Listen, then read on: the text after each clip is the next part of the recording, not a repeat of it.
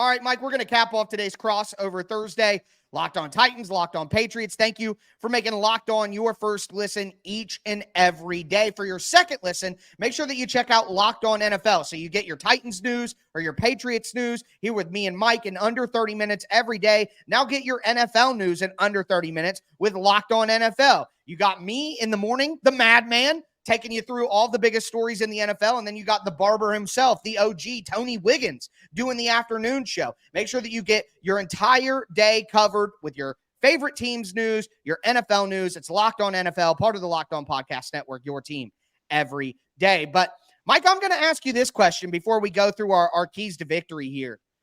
Should Patriots fans want to win this game?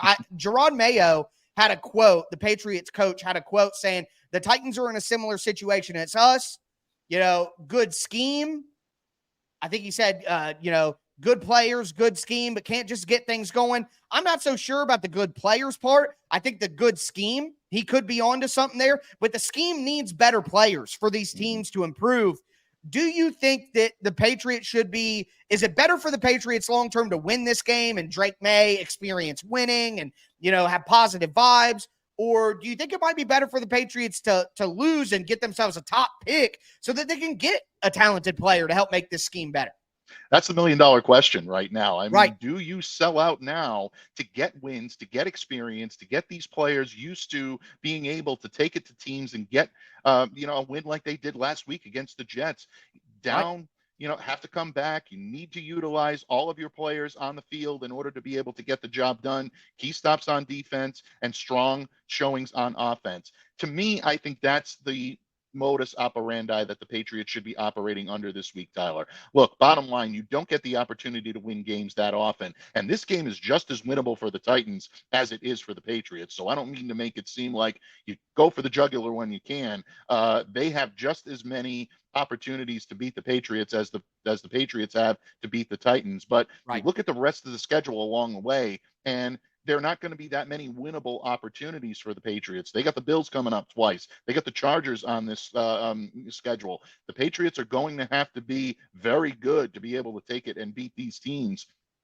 They're going to need to be very good to beat the Titans this weekend. But I think in the grand scheme of things, you pile up wins as much as you possibly can. It's good for a team's psyche. It's good for their morale moving forward. A couple of weeks ago, the big question around this team was whether or not their own coach was calling them out and calling them soft. Patriots responded on Sunday against the Jets by playing tough on both sides of the ball. I would say continue to play tough, try to go for the win. That pick will be there. You're not dealing with a team that's going to play itself into a playoff contention or play itself into a mid-round pick. They're still going to be in the top 10 range. And based on their needs of what they need, to me, that's where you go. So if you do play yourself out of the first round pick, you're not playing yourself out of contention for the next few years. I think if you're the Patriots, you go for the win while you can. I feel the same for the Titans. I know that the Titans need a high pick, but they have to play the Texans twice. They have to play the Chargers. They play Minnesota next week. The Titans aren't going to get so good that they hurt their draft stock. But after losing to Buffalo by 1 million and losing to Detroit by 1 billion, they need this for the locker room. And I don't think that one win against the Patriots is going to put the Titans in a position where they can't get the type of player that fans are hoping to get. So I think the Titans do need to, like you're saying, this is a winnable game for the Titans. I don't think that the Patriots are some pushover or the Titans are going to win, but they're going to have to play well to win the game. But this is at least a winnable game for the Titans. And I think for the Brian Callahan experience, the Titans really need to win this game. And to do that, my keys to victory are run the football, stop the run for the Patriots, and don't turn over the ball. I know that that's super cliche, super simple, but the Titans have not been able to do some of these easy things consistently. So run the football, stop the run, create turnovers. That's the end of the story. And if the Titans do that at home against a Patriots team that's at least in a similar price range, talent-wise, I think the Titans can win the game.